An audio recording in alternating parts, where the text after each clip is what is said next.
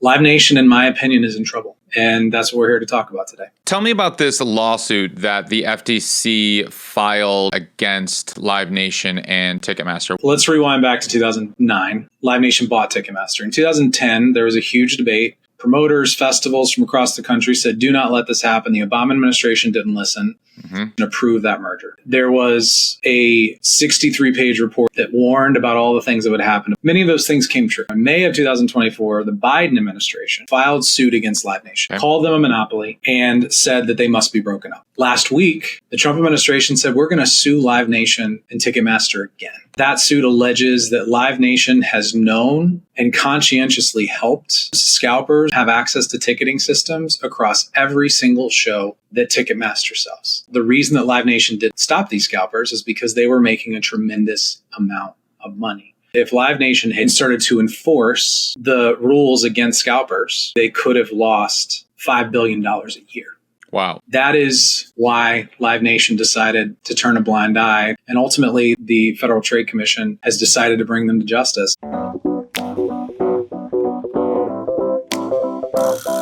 What's going on? Welcome to The New Music Business. I'm your host, Ari Herstand, author of How to Make It in the New Music Business. The book, 3rd edition, is out now. If you haven't gotten this book, go get the book, How to Make It in the New Music Business. You can find it hardcover, ebook, audiobook, wherever you find books.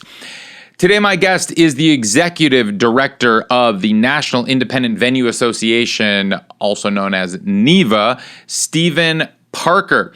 He was on today to talk about the Federal Trade Commission's lawsuit against Live Nation and Ticketmaster. If you don't know about this lawsuit, on September 18th, the FTC sued Live Nation and Ticketmaster for engaging in illegal ticket resale tactics and deceiving artists and consumers about price and ticket limits.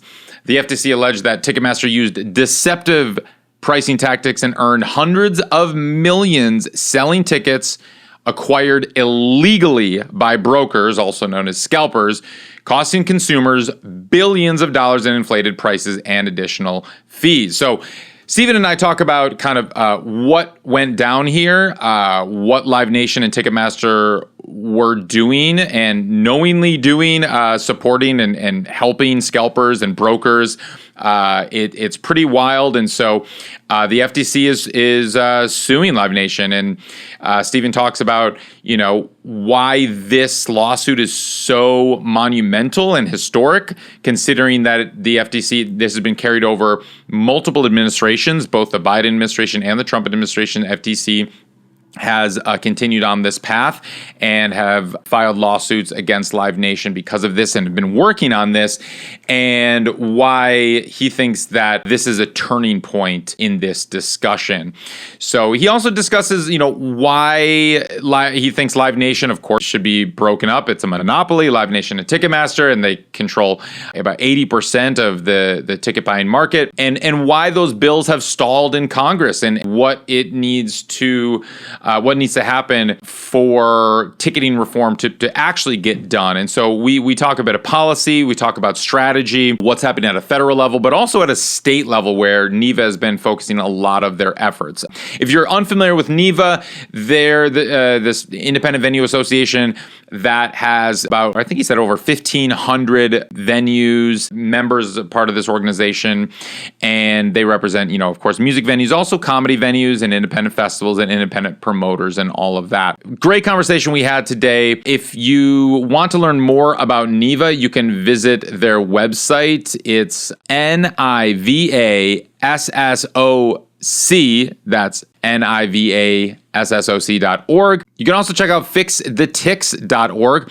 This is a broad coalition of live event industry organizations and professionals that have formed this advocacy organization to make ticketing fairer. They have representation from venues, promoters, and producers of the performing arts and artist groups and all of that. So check out those websites as well. You can find all of us that make the show happen at Ari's Take on the socials. Find me at Ari Herstand on Instagram.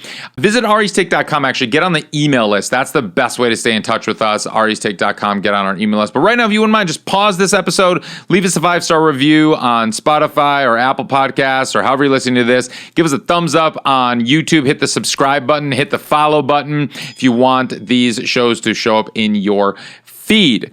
All right, let's kick into the show. Stephen Parker, welcome to the show. Thanks. It's great to be here. Yeah, so for people that aren't familiar with NIVA, can you just break it down? What is NIVA? How did you come to be? And what is your involvement in it? Absolutely. So NIVA, the National Independent Venue Association, was created in April of 2020 in the midst of pandemic. What was going on then? I don't remember anything that was notable in April of 2020 in the live music space. We all try to forget, I think. Yeah, but in the midst of live music being shut down, in the midst of the world being shut down, a group of independent venue owners and promoters and festivals all realized that without some help, they were not going to be able to reopen. Yeah. A group of 4 people and the executive director, then Rev Moose, turned into thousands. And ultimately, they spent the first 8 months of their existence advocating Congress to pass what they called Save Our Stages. In the end, it did pass. I remember that. Right. And it was $16.25 billion, and it was the largest arts investment in U.S. history. Incredible. It's a lifeline. Yeah, saved a lot of these venues. Well, the venues and the people that worked in them that were closed and the artists that helped us deserve all the credit. And ultimately, we're still around. In 2021, after that bill passed, we spent that year implementing that law. In 2022, we had our first conference and hired me. Since the beginning of 2023, when I started, we have been working to make sure that we are an association that continues to be a voice for independent live music and comedy and performance across the country. Mm-hmm. And ultimately, we've been spending the bulk of our time trying to make sure that we're a value to our members. We're a value to the artists who play our stages. And we're fighting on things that help the entire industry, like ticketing reform and like making sure that monopolies don't exist. Right. And I want to get to that ticketing reform. And that's what we're here to talk about today. Of course, the new lawsuit filed against Live Nation and Ticketmaster. But before we get into that, just so people can understand, I think there's a lot of confusion around just live music venues in general, because NIVA, which is kind of representing independent venues. Can you define what an independent venue is? Yes. So luckily for us, an independent venue or promoter or festival are all enshrined in federal law, thanks to what Save Our Stages was, which was a program for those entities. So an independent venue pays artists that perform on their stages. An independent venue has a soundboard, has a defined stage area or performance area, and is not owned by a multinational publicly traded conglomerate. That's it. It's very simple. Do you have performances? Do you have a sound system? Do you pay artists or the individuals that play on your stages? And are you owned by a behemoth? Yep. And if you're not owned by a behemoth and you're all those other things, you're independent. So, those behemoths really, in the States at least, are Live Nation and AEG. Now, are there venues, because it gets a little hazy when there are venues that Live Nation might promote shows in, but maybe don't own, or how does that work? Are they still considered independent venues? Live Nation and last week a federal agency said that they control 80% of the live entertainment market. Wow. If Live Nation controls 80% of the live entertainment market, in many cases, independent venues, promoters, festivals are not going to have any choice but to work with them to keep their doors open. In some cases, that is because they feel forced. In other cases, it's because it is going to be the best way to get the artists on their stages that can sell out their rooms and ultimately allow them to pay the rent and pay for security and pay the bartenders and keep their doors open. Right. So it is an undeniable reality that many indie rooms and many indie festivals work with Live Nation. However, I think it's also important to note that many of those venues believe that there's a better way and believe that the alleged monopoly case against Live Nation that the U.S. Department of Justice brought, and then the lawsuit last week that the FTC brought, they're seeing every day. This is not just something that's popping up in courts. This is not just something that people are talking about. It's not just the case that Live Nation is just a big corporation. It's all of the above. It is a collection of things that we believe is leading live entertainment to slowly becoming just Live Nation, and less small businesses and nonprofits that actually make it so that artists have a place to start and grow their career, and in some cases stay for their entire career. Yeah. Right. Now let's talk about this lawsuit that the FTC brought against Live Nation and Ticketmaster. And for people that aren't really familiar, because I mean, you work in this every day. Sure. Live Nation acquired or bought Ticketmaster in 2009, and so previously they used to be different entities. Ticketmaster controlling ticketing, Live Nation controlling promoting, owning venues, running shows. Now as one, it kind of controls the whole kind of consumer experience from start to finish, where they buy the ticket through the same company, and then at the end of the day they are in the venue that's owned by that same company, and then the artists have to deal with it. So right, it is monopolistic, I guess, as you will, just controlling everything. So tell me about this lawsuit that the FTC filed recently against Live Nation and Ticketmaster. What is it? What does it mean? So I think let's rewind back to 2009. Okay. So in 2009, as you already said, Live Nation bought Ticketmaster. In 2010, there was a huge debate before Congress. There was a huge debate before the U.S. Department of Justice about whether that merger should be allowed. Ultimately, independent venues spoke up. Promoters, festivals from across the country said, do not let this happen. The Obama administration didn't listen. And ultimately, the Obama administration approved that merger. There was a 63-page report that the Antitrust Institute put out in 2010 that warned about all the things that would happen if the merger was approved. And many of those things came true. So let's fast forward to May of 2024. In May of 2024, the Biden administration and their U.S. Department of Justice filed suit against Live Nation, called them a monopoly, and said that they must be broken up. That was not just the U.S. Department of Justice. That was a bipartisan group of 40 state attorneys general. Wow. In cases where 40 state attorneys general have signed on to the lawsuit, it has been, in the large majority of cases, if not all of them, a huge winner. 40 plus state AGs signed on to the case against the Sackler companies around opioids. 40 state AGs signed on to the case in the 1990s against the tobacco companies, and they all won. There 40 plus state AGs signed on to the case against Google, and they won. So I think it's important to show all of the lawsuits that are out there.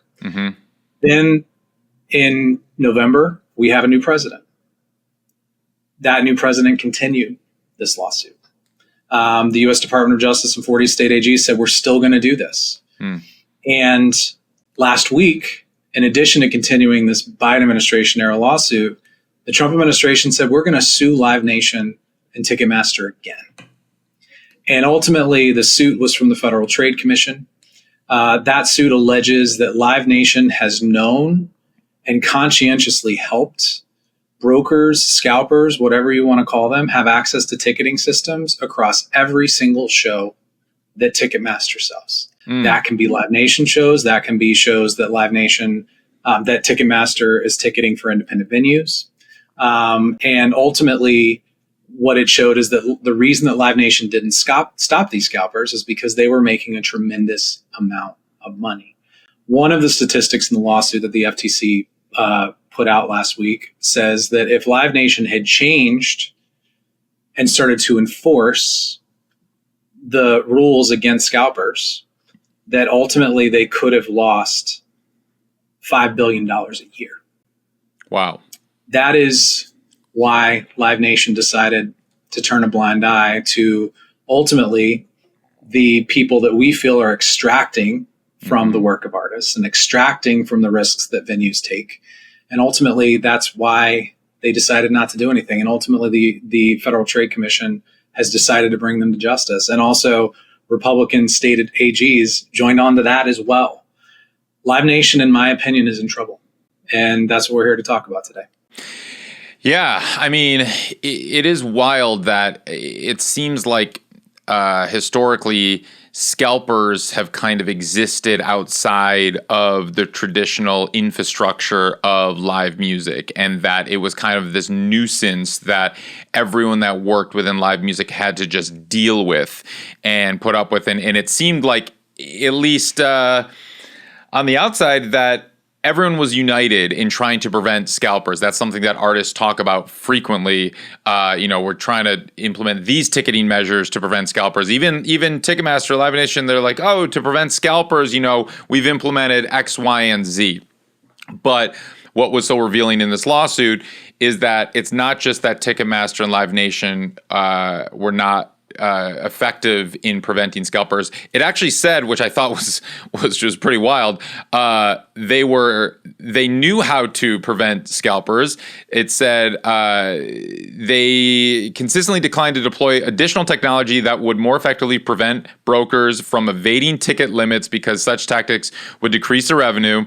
And it said in 2021, they opted against using third-party identity verification because it was, quote, too effective.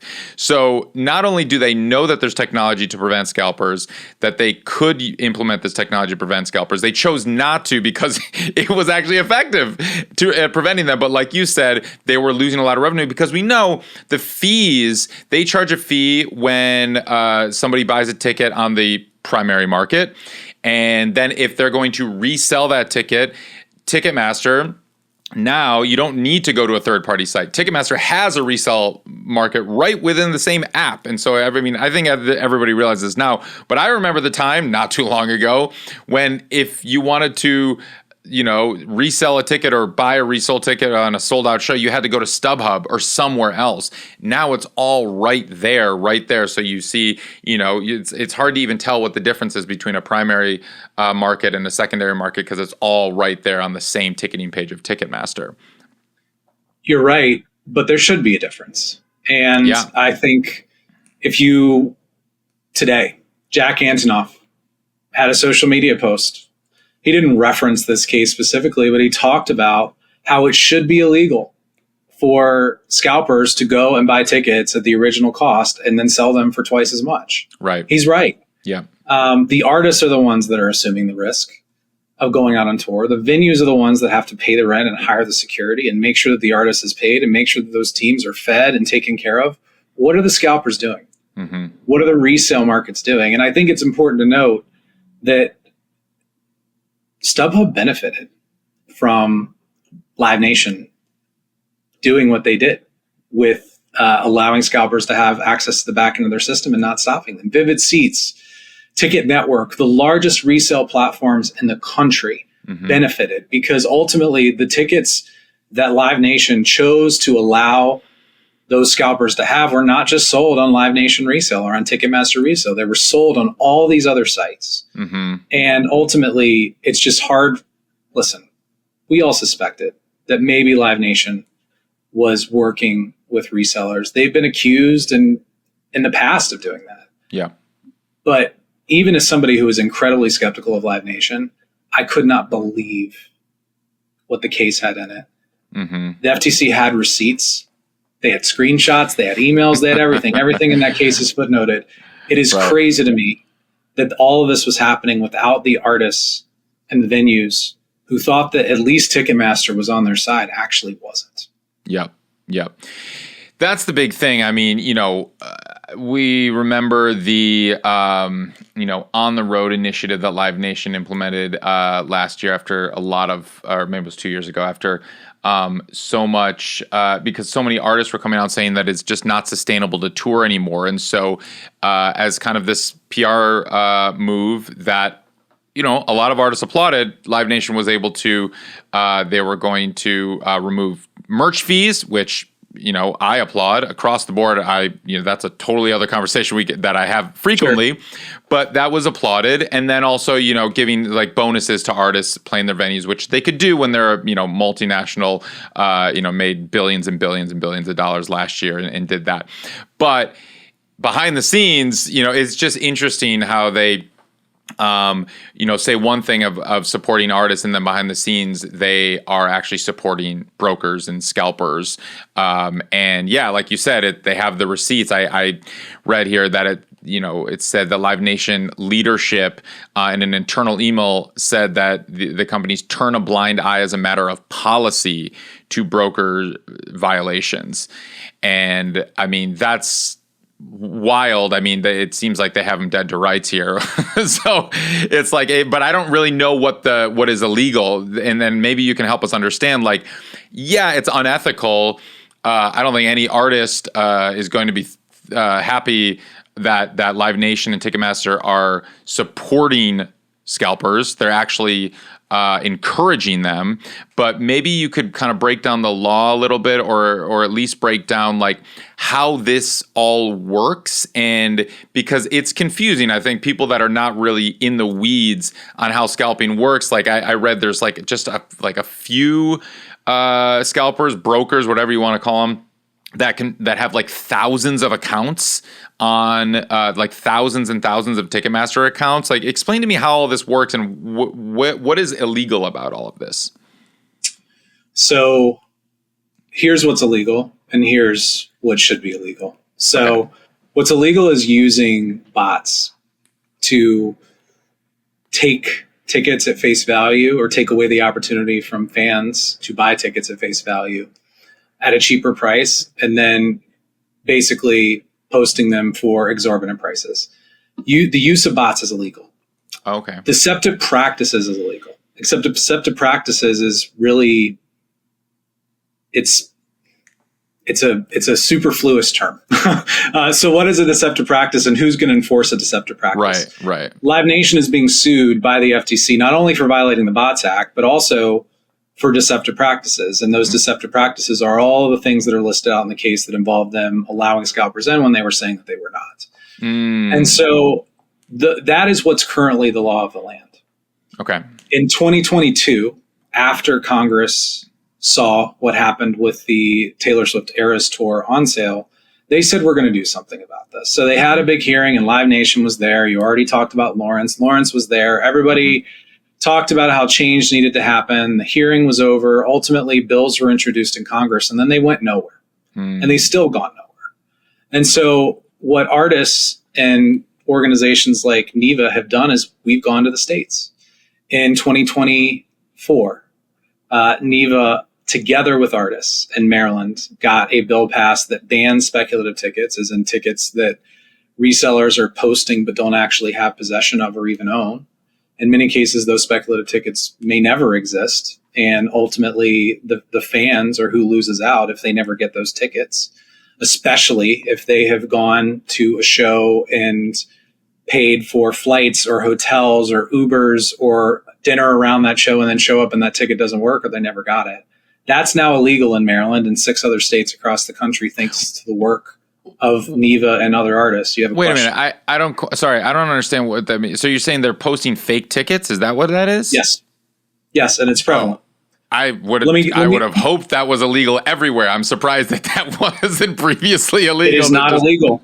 What? It is not illegal in 43 states, and the federal government has not moved to make it illegal across the country yet. Okay. I will say resale platforms have opposed a clean spec ban. Yeah. A clean speculative ticket ban. It's a problem. Let me give you an example, 2 examples. One at a large venue and one at a small venue. There is a venue called the Howlin' Wolf in New Orleans, Louisiana. I was just there. Yep. Yeah. Tremendous venue. Yeah. They have posted shows for a Tuesday night that a few days later have shown up on StubHub for $924. The face value of the ticket is $25. When they saw that ticket appear, they went and they looked at their dashboard, and not a ticket had been sold. This was a ticket, quote unquote ticket, that was listed on StubHub for $924 that didn't exist.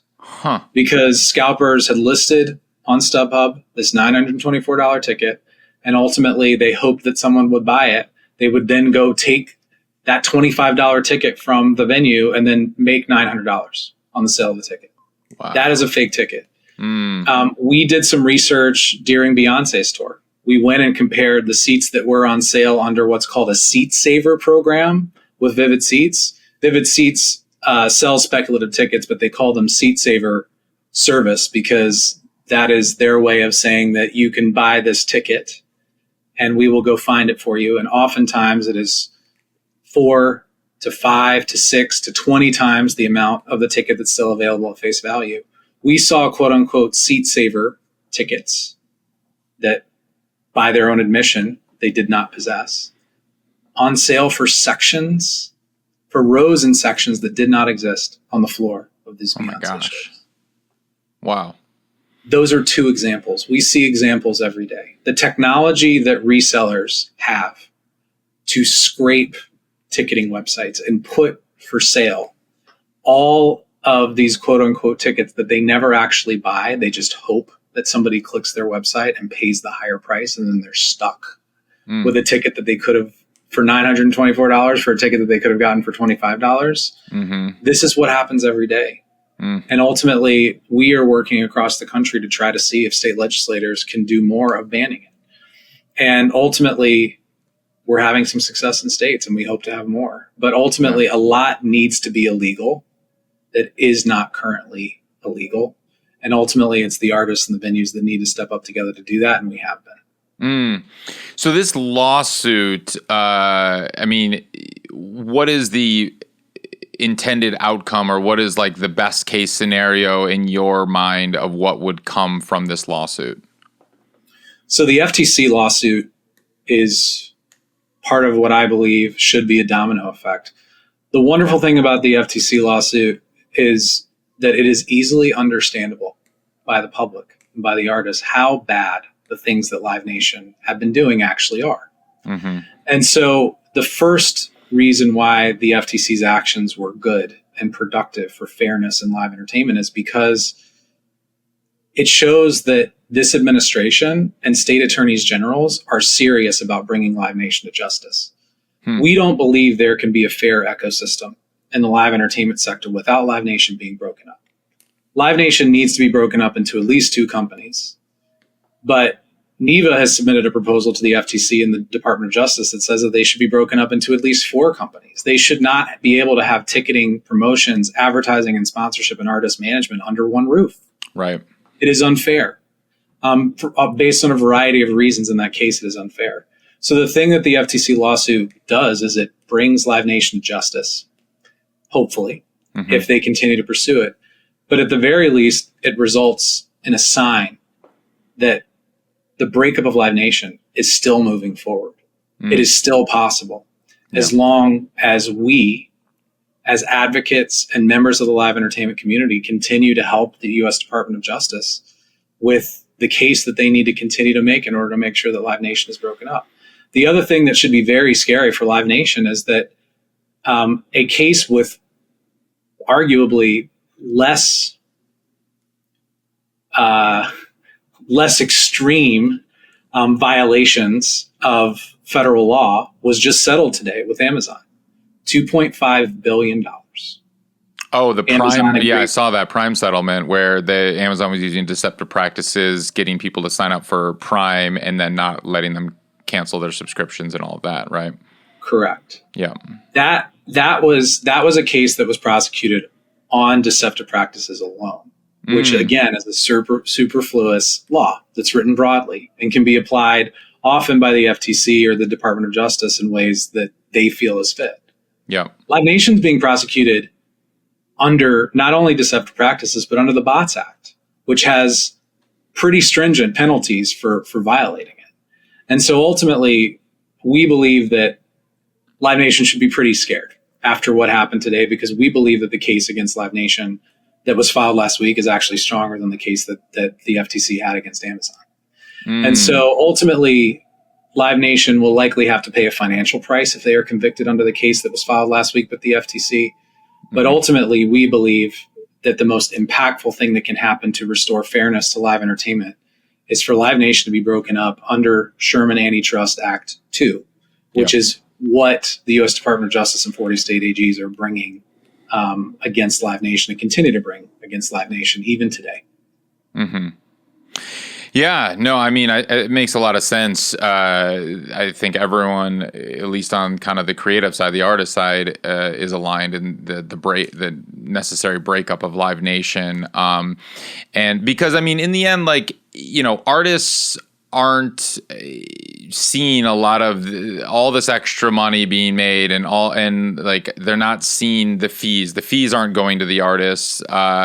You know, the negotiations that the venues have saying, you know, this is the maximum gross amount of money that we could make if we sell 100% of these tickets.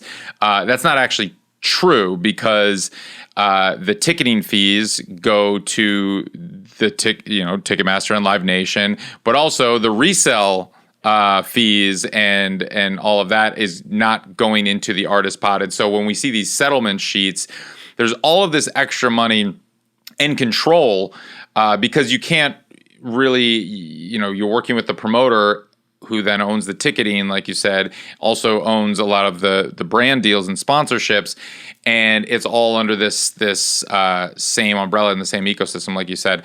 So, I mean, this seems like pretty straightforward that everyone is like a very bipartisan issue. It doesn't seem like, you know, with so many issues out there that we are so bitterly divided on, this seems like one of these issues that could bring the country together. I don't know. I feel like right and left can align on something like this. What is the strategy moving forward to get this bill moving forward and show a win? I mean, I like, you know, historically we've seen a lot of representatives, Republican and Democrat, come together on a lot of music bills in the past. You know, the MMA, of course, Music Modernization Act, that was a bipartisan effort. I mean, there's been bipartisan music bills that have passed. Why is this one stalled out, and what is the strategy moving forward? So the main vehicle on ticketing reform in Congress has been a bill called the Ticket Act, which the Fix the Tix Coalition, which includes everybody from Future Music Coalition to RIAA to Universal Music Group to Music Managers Forums to National Independent Talent Organization, the list goes on. We don't like that bill because it says that it bans speculative tickets, but it actually doesn't. Vivid Seats and the National Association of Ticket Brokers went in and convinced Congress that they would be banning speculative tickets by also allowing for this concierge service that basically is speculative tickets by another name. It's what Vivid Seats does, the seat saver, right? Right. And so ultimately, that would be a step backwards because we have 9 states where speculative tickets have been banned. So why are we going to accept a bill from Congress that, one, doesn't do very much, but two, it says it bans speculative tickets, but it actually doesn't. Okay. We don't see a path forward for ticketing reform in this Congress. We do not believe that, one, Congress can get much done at all right now. Sure. But we don't believe that the vehicle they have in front of them is worthwhile. And ultimately, if that is the vehicle Congress chooses and they refuse to fix the speculative ticket issue that's in this bill, we will continue to oppose this bill and do everything in our power to make sure that it does not pass. Period. Full stop. We believe the path forward is in the states. And the best example of progress for artists is in Maine. Earlier this year, the state Senate president in Maine introduced a bill that ultimately caps resale prices at no more than 10% of the total original cost of the ticket. Artists came out and backed that bill. Venues came out and backed that bill. And ultimately, it passed. It is the first price cap bill in America that is enforceable. We believe price caps on resale are the future. We believe that we now know that Live Nation is an industrial strength scalper. Yeah. And ultimately, we know now that they will be impacted and restricted with the things that they are shown to be doing in their FTC lawsuit last week by bills like this. And in addition to them, the Vivid Seats of the world, the ticket centers of the world, the ticket networks of the world, the StubHubs of the world, they will all be restricted. And ultimately, if you take away that disincentive to buy up tickets at face value and sell them for exorbitant prices, we believe it restores balance. We believe that resale tickets will still be available. And for those people that lose their babysitter and have to sell their tickets last minute or can't make it because of something that's come up in their life, they can still sell the ticket and make their money back. Right. They can sell it at face value, and they can account for all the fees that are going to be charged for them on the resale market. This is so smart in our mind. And I'll just say the encouraging thing is that since that bill passed, we've had Republican state legislators and Democratic state legislators reach out to us and say, hey, that bill in Maine, can you help us pass that here? To your point, this is bipartisan. Yeah. The case against Live Nation on antitrust grounds is bipartisan. More Republican AGs than Democratic AGs, and a Democratic president who originally brought that case. Last week, the Trump administration came and continued an investigation that started during the Biden administration and brought suit against Live Nation. Bipartisanship. Ticketing bills in Maryland and Minnesota and Maine and Oregon and Nevada and New Mexico and Arizona are all passing with wide support from Democrats and Republicans. Legislators, courts, policymakers, government staff, they all want to do something. And artists and venues working together can make sure that we can empower them to do that right thing. That is something that ultimately can hopefully fix these resale issues across the country. Got it. So your plan is to go state by state, and I mean, I guess if enough states align on this, then the companies will just, instead of having to create a different platform state by state, you're hoping that they'll just have this implement the policy that is just standard across the board, where there's a cap, a 10% resale cap or something like that. Sure. Absolutely.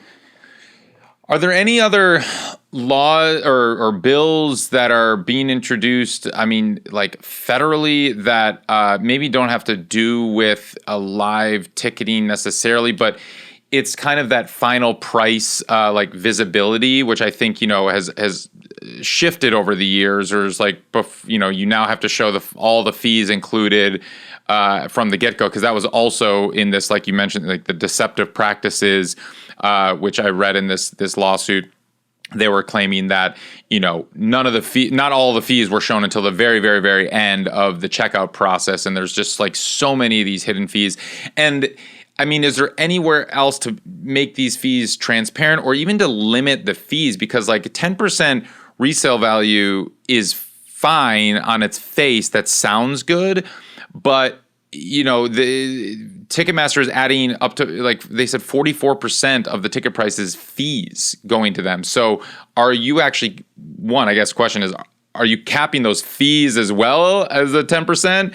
Yes. And then are there any other bills that can do this? Okay, yes. For sure. So the first question was around any other bills. So it's not a bill, but the Federal Trade Commission put in place a regulation in May of this year that says that you have to put the full upfront price of the ticket, including all ancillary fees. You don't have to include taxes, but you have to include all ancillary fees and an all-in price at the beginning of the transaction. Yes. Transparency is a wonderful thing, but ultimately what the FTC put in place is not what the artists wanted. The artists can control the face value of a ticket. If you are a well-established artist that are doing national tours through independent venues or through Live Nation venues or through AEG venues, in most cases, you are getting the full face value of that ticket. Right. The artist doesn't control the fees. Right. So our friends at the Future Music Coalition, the Grammys, the Recording Industry Association of America, the labels, they want to do what the artist feels most comfortable with. And what the artist feels most comfortable with is they are fine with an all-in price, but they want that breakdown. They want the breakdown of the face value and the fees to be listed out. 100%. The venues agree with them. We believe that if the artist wants to make sure that the price that they have control of that's listed at the beginning is what's listed, then we're good with it. Mm-hmm. And that's what we've been fighting for. The FTC ignored both of us and put in place what is an all-in price, what can be called transparency. But what's happening is platforms like StubHub and Vivid Seats, you don't get to see the breakdown until you put in your credit card number. Mm-hmm. Independent venues, the overwhelming primary ticketing platforms, you don't have to do that. Even if the face value and the fees are not broken down in that first display, you can see before you put in any financial information. If you go buy a ticket from eTix or Tixer or any of the other ticketing companies out there, they don't make you put in your financial information before you can see exactly who you're paying and what you're paying. Right. The FTC rule actually empowers Resale to hide the fees until the end. And that ultimately is a problem.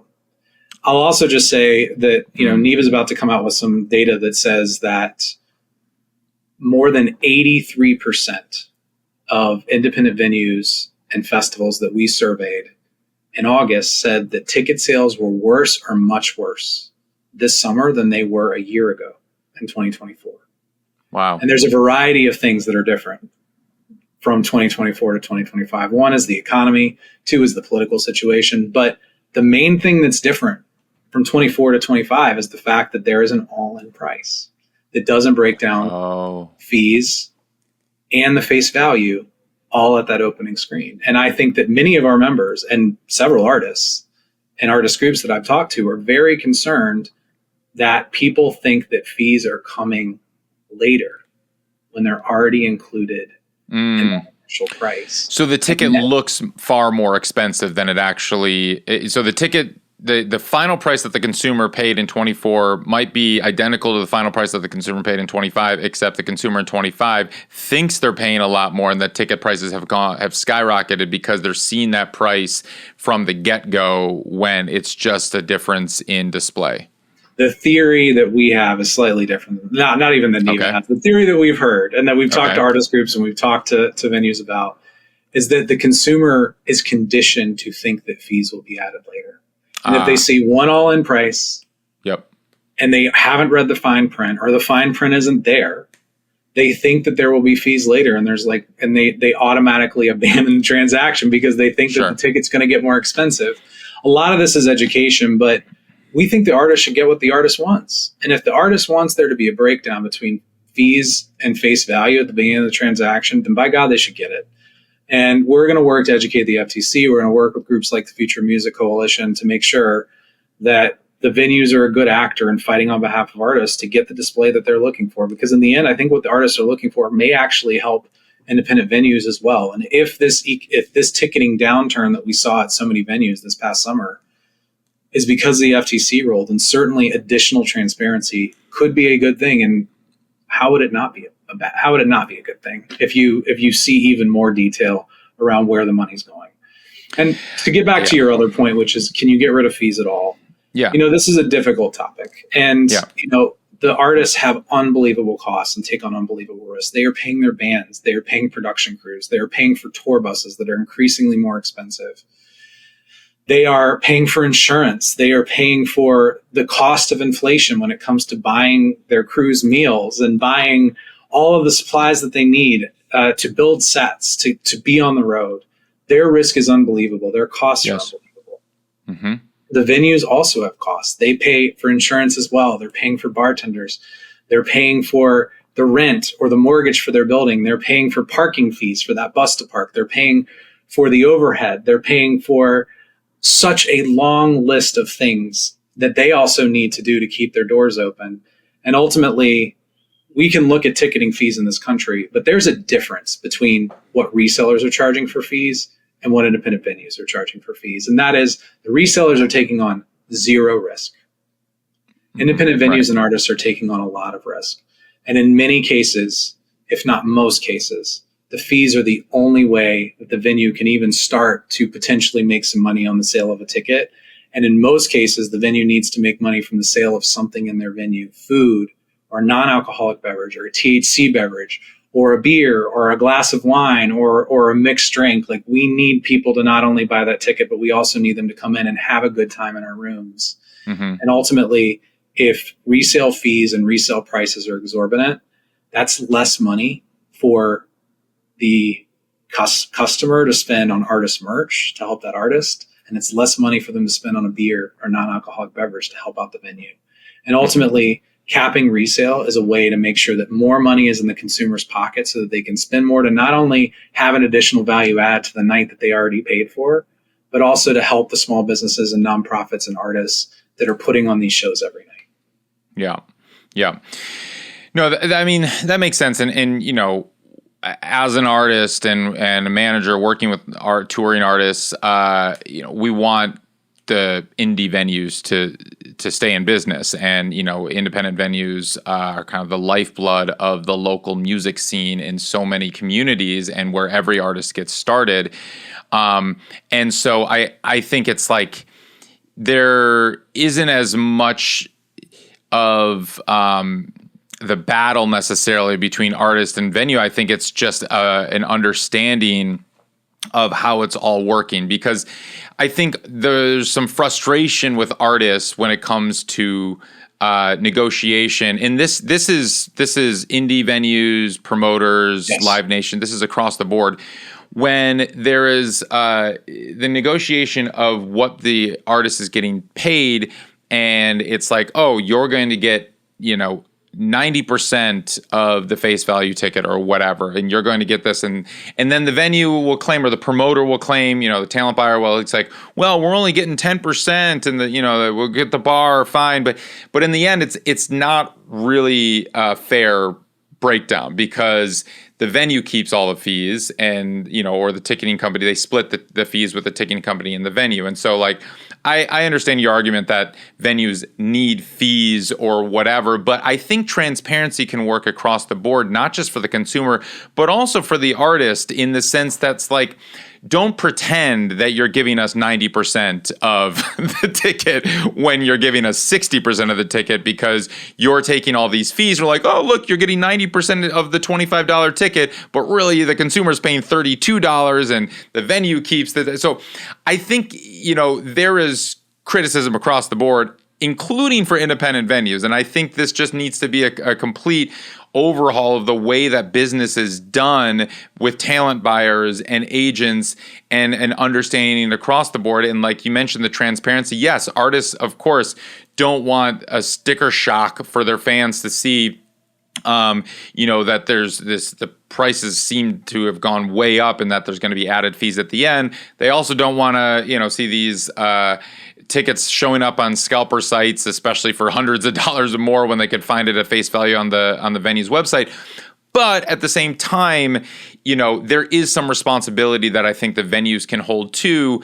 There's deceptive practices that are being done with venue versus artist when it comes to that the negotiation of payment and like where those ticketing fees are going. So if you know, I would push back a little bit. I think all artists would push back a bit on the venues need the ticketing fees to go in their pockets to stay afloat. You know, and that's like, it's a similar kind of discussion that we've had when it comes around merch fees. I heard the same argument. Venues would make that argument to me on this show. I've interviewed a lot of venues, independent venues.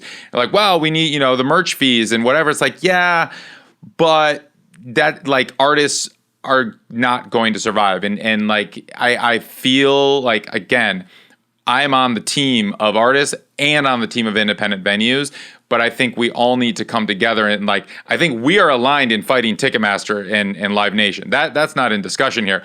But I think there's also a conversation to be had of let's bring more transparency across the board when it comes to like artist pay and fees.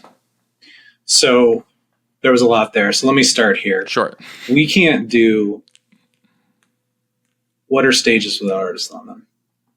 Mm-hmm. What are stages without artists on them? We can't do what we do without the artists. We are, in the end, you know, our customers are not just the fans who come in. it is we have to convince the artist to come back and choose us over and over again. While there may not be a lot of competition between Live Nation and independent venues, there is competition when it comes to small venues of similarly situated sizes in cities. And if an artist says they want to go through Dubuque, there's probably a handful of venues that are 500 capacity or 750 capacity that in a community like that where an artist could go. So I think everything that you just talked about goes back to communication. If there is a better way to create certainty on both sides of a negotiation and create transparency where artists feel that there is little or not enough when they're looking for it, then it is worth a conversation. It is worth independent agents and major agents and venues coming together and figuring out if there's a better way to just communicate with each other before show, but also for us to show what our costs are in terms of, I mean, it's not easy to kind of make it for either the artist or the venue, particularly for the smaller venues and the up and coming artists. And I think creating more understanding about what we are trying to do and like all the tent poles that hold up the tent that is the independent venue, or in some cases the festival, and all the tent poles that are the tent that holds up the artist's career. I think all of this starts with how we communicate with each other. And I'll also just say that I have not been doing this very long, and I think you probably inherited, as well as me inheriting, kind of how things were done. I think most talent bookers and most artists are negotiating with a system that they actually didn't create. But it is the system that we currently have, and it is the practices that our industry has came up with long before I think many of us were here. And ultimately, if there is a better way, we would welcome the opportunity to sit down with artists and talk about what it would take to not only make them feel more comfortable, but also make them choose indie. We want them to choose independent venues. And if how we communicate with artists and how we do business with artists is the differentiating factor between us and a multinational monopoly, then by God, let's figure out how we can make one more thing better that we can do in order to convince that artist to choose us. Yeah, I know that doesn't get at the meat of some of what you shared, but I also think that everything is done so differently across venues, so differently across bookers, so differently across festivals. And I don't think that there's one answer that I can give you that would even start to address some of the issues that you came up with. But I'll just say that you have my commitment that I think NIVA and so many of our members are willing to sit down and figure out if there's a better way to communicate what the burdens are on each of us so that we can go forward with better understanding together. Does NIVA, no, I appreciate that. And does NIVA have any guidelines or like standard operating procedures that are given to your member venues in any of these respects in terms of fees or negotiations or anything like that? So on fees, we haven't, and we couldn't really because of antitrust rules and laws. It's hard to kind of talk about set fees or costs or percentages in that way. And it's not a conversation we've ever had, mostly because we just haven't had capacity to have it. But also, even if we did have capacity, I don't think that we could have it just because of the nature of our organization. But in terms of kind of best practices, we had a really interesting conversation with some of the independent agents when we were in New Orleans a couple of years ago. And, we talked about kind of coming up together with standards. Yeah. Two kinds of standards. One, what are the standards that artists expect when they're coming in? What are they looking for in terms of space for their merch? What are they looking for in terms of hospitality? What are they looking for in terms of kind of the infrastructure for their sound, backline, all of these things? So that's set of standards one. Set of standards two is something that we've started on and NIVA needs to move a little bit faster on. And that is, NITO, the National Independent Talent Organization, already has like model terms and conditions with Live Nation and AEG. And ultimately, we want to get to a place where we can do similar things with them. So that it would be great if we all got to a point as an industry where the contract is kind of the easy part.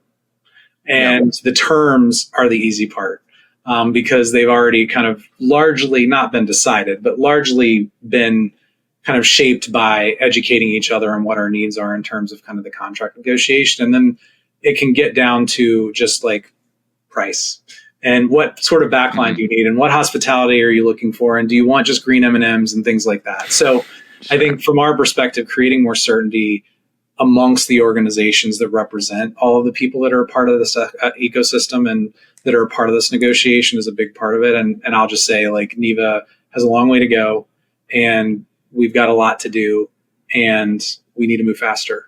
Because ultimately we want to make sure that we're creating more certainty for our members and creating more certainty for our artists. And I'll just say, again, we inherited a lot of this, and kudos to the National Independent Talent Organization for coming to us and saying, hey, we don't have to live with the system we were handed. Let's figure out what we can do to at least come up with a little bit more certainty to make things a little bit easier when it comes to these conversations, so you're not starting from ground zero every time. Yeah. How many member venues do you have? A little under 1,500. Wow. And how does a venue become a member of NIVA, and how does this all happen? Sure. So NIVA's name is Deceptive. Our members are independent venues, of which that is the overwhelming majority of our membership. But we also have comedy clubs. We have independent festivals that play music, that do comedy, that serve food, that do wine tastings, that do all the above, but they have performances because that's a key part of our membership. And then we have what we call venue-less promoters, which is promoters that do shows across the country, but may not necessarily own or operate a venue. We have booking organizations, as in bookers who work for multiple venues that are members of NIVA that may not have their own room, but have been hired by independent venues to do their own booking. It's a very diverse membership in terms of the types of things that people do within the independent music and comedy and performance ecosystem. And so ultimately, we welcome anybody to join. There's a membership application on our website. If you pay the artists that present on your stages, if you have a stage or a defined performance area, if you are not owned by a monopoly, we would love to have you. And we certainly believe that a stronger and larger community is one that allows for more things to get done. And I'm fortunate to be a part of an organization. I joined in 2023. This organization started in 2020. They made history in their first year. And it's up to me to make sure that we're continuing to grow the community, continuing to make sure that we have good relationships with artists, that we have good relationships with people like you, to make sure that we can keep making history. If it's not the largest arts investment in U.S. history every year, maybe we can pass some ticketing bills in states. Maybe we can get some, one of the things we didn't talk about, I know you didn't ask this question, but we have members in Tennessee and in Texas and members across the country that are trying to do what Texas and Tennessee have done over the last couple of years, which is start a state-funded fund that will help fund the first tours of up-and-coming artists, and that will help independent venues that fall on hard times. We started this fund in Tennessee. It is not funded yet. We are working on funding it this year by getting appropriations from the state of Tennessee. But if a conservative state like Texas can stand up and say that up-and-coming artists and independent venues deserve state funding, if a conservative state like Tennessee can stand up and say that up-and-coming artists and independent venues deserve funding, then why can't every state in the country stand up and say that maybe, especially at a time when federal resources are constricting, that states can step up and make sure that the people who need it, that are contributing to this cultural and economic ecosystem that is the art that's presented on performance stages every night, have the resources that they need to succeed. So ultimately, we hope that more and more people and more legislators and more artists speak up and say that we deserve a seat at the table and we deserve resources as well. That's why NIVA's here. That's why we want more members. And that's why we want to make sure that we're growing the community. But that's also why we need the artists. We can't do what we do without them. And ultimately, if artists have any solutions for how we can do things better, we are open to them. My email is steven@nivasos.org. Email me. I am happy to talk always. Nice. You might regret saying that, but your inbox might get flooded, but I appreciate you being open about that. And yeah, is that the best way? I mean, if there are artists who do want to get involved and want to be part of the conversation, I mean, is it the best way for them to just to email you, or is there a more formalized way that artists are getting involved with NIVA as well? So on ticketing is really where we're having the most conversations with artists. Sure. You can email me and I will connect you to the right person. But the best way to get engaged is fixthetix.org. If you go to that website, you're going to see every single artist organization that you recognize on that website. We fund it and we organize it, but ultimately it is a group that is working towards the same goal, which is making sure that artists and venues have a little bit more money to make their careers and their businesses more sustainable. And so ultimately, I would encourage any artists who are wanting to get involved on ticketing to go to that website, fill out the form to email your local representatives and your congresspeople that you want ticketing reform in your states or at the federal level. That will take you 2 minutes. But there's also a place on there for you to email our ticketing inbox. If you want to be an artist that speaks up, please do. Cool. It is helpful to have artists like Jack Antonoff speak up and kind of say the same thing that we're saying. It's helpful to have, artists like Billie Eilish to speak up and say the same things that we're saying. But we need artists from across the community. Many state legislators know their local artist from the Friday nights that they see them in their local bar and their local venue better than they know these national artists. And it means a lot more for them, for that local artist that may be just building their career to speak up than some of the national artists that are speaking up. So we welcome your engagement. We welcome your thoughts and your ideas, particularly on ticketing. Awesome. Well, Stephen, thank you so much for breaking this all down and having this open conversation. And, I think we're all aligned. We're all on the same team and we're all trying to thrive and survive and succeed in this crazy music industry that we have here. I have one final question that I ask everyone who comes on the show, and that is, what does it mean to you to make it in the new music business? For me, what it means to make it is that you're in a position and you have the freedom to use your voice, for your art, to use your voice to sustain yourself and your family, and to use your voice to advocate. That's why NIVA does what we do. That's what every single artist, people that work in the music industry, people that support the artists in the music industry needs to have. And I think that's okay for coming off the cuff, not having remembered that you asked that question. So that's fantastic. No, you did great. Thank you so much. That's great. Thank you. Awesome. Appreciate all that you do. Thanks. Take care. This episode was edited by Peter Schrupp with music by Grassroots District and produced by all the great people at Ari's Take.